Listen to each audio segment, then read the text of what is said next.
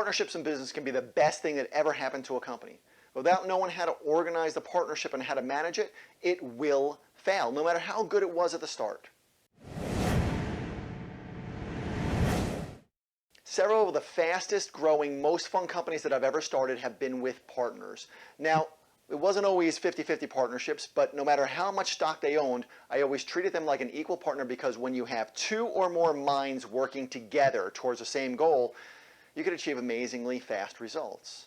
So if you're in a partnership, it's your job to set up some basic rules that keep that partnership strong.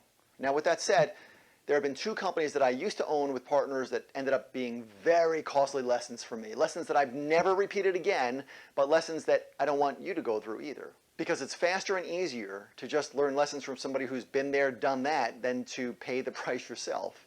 So the first one was a partnership with a friend who I had known for years and who I respected. And because of that, we skipped doing things like a personality profile and credit checks.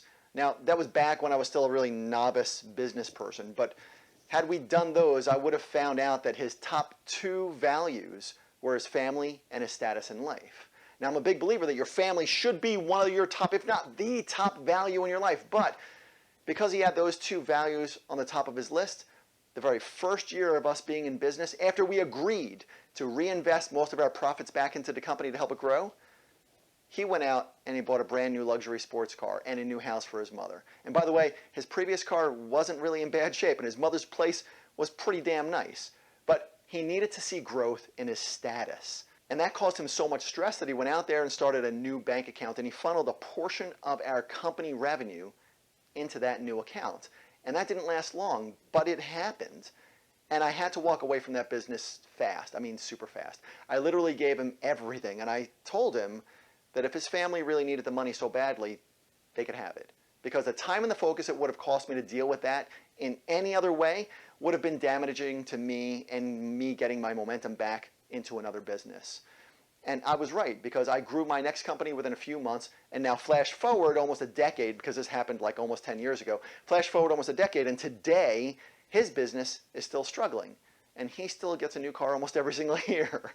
Now, the lessons in that one was, number one, always do personality profiles on a potential partner so that you both know each other's strengths and weaknesses.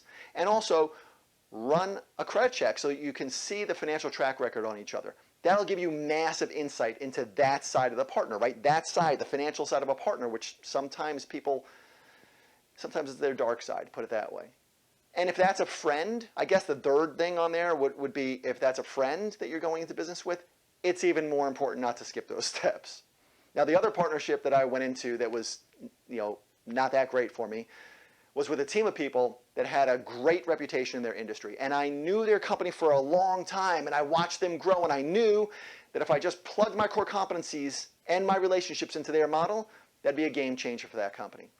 The challenge was that even though I knew that company, I didn't know each individual partner well enough. And I didn't do background checks or psychological evaluations. Now, had I done that, it probably would have saved me several $1 million, because basic psychological profiles uncover stress points that people have that might not be a challenge in your life, but when that other person is faced with pressure in that area of their business or that area of their life, it's literally crippling to them and crippling to you as a partnership.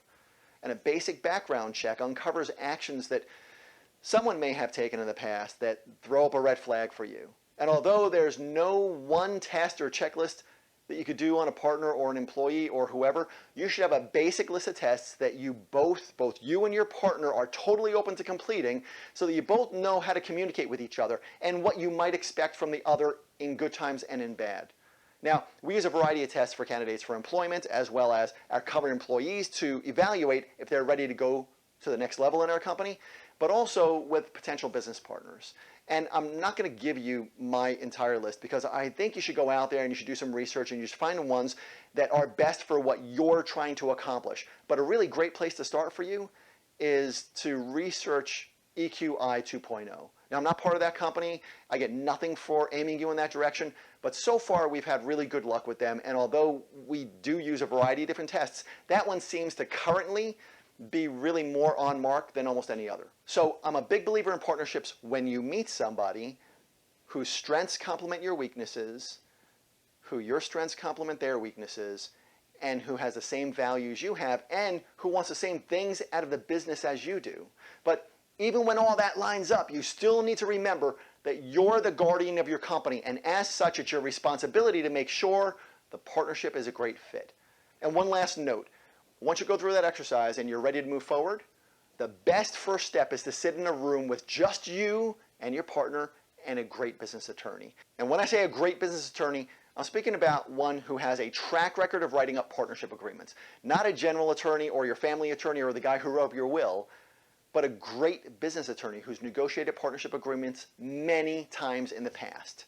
Then, while you're sitting together in that room, go through a boilerplate partnership agreement, paragraph by paragraph, and as partners, tell your attorney exactly what you want each paragraph to say to represent your agreement to each other. And in the agreement, be sure to include an area, and this is real important. Make sure you include an area that lists your core competencies. I don't care if it's 1, 2, 3, 4, 5 things.